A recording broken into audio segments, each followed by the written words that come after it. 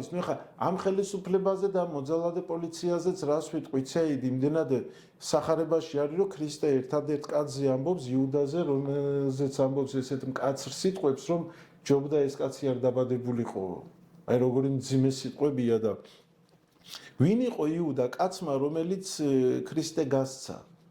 ფული აიღო, მაგრამ ეს ფული მაინც ვერ შეირგო. სინდისმა სადღაც მაინც შეაწუხა და შევიდა შემდეგ ტაძარში და დაყარა ის 30 ვერცხლი. და წავიდა და თავი მოიკლა და აი იმ სინდისმა ხო რაღაცამ რომელი სინდისის ხმაც კი იუდაშიც კი გაიღვიძა და მან ვერ შეჭამა 30 ვერცხლით ვერ იყიდა ამით პური ამათ რო ვაკვირდებით რას აკეთებენ და ხალხს ცემენ, აწამებენ და ამაზე პრემიებს იღებენ. აი როგორ უნდა გაჯობოს იუდამ სინდის. აი იუდა უფრო სინდისიერი კაცია ვიდრე ეს ხელისუფლება და ეს მოძალადე პოლიციელები.